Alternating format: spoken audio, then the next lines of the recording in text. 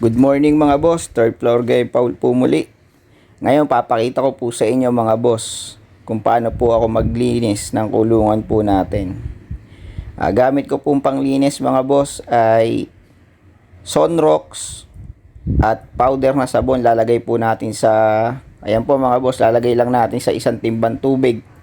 Haluin lang po natin mabuti at sasalukin na lang po natin siya ng tabo-tabo para po brushin yung mga screen ng sahig ng kulungan natin. Ayun mga boss, naninigas, nakita nyo naninigas na po yung mga ipot ng manok natin, kaya mahirap na pong tanggalin ng walis tingting pag winawalis.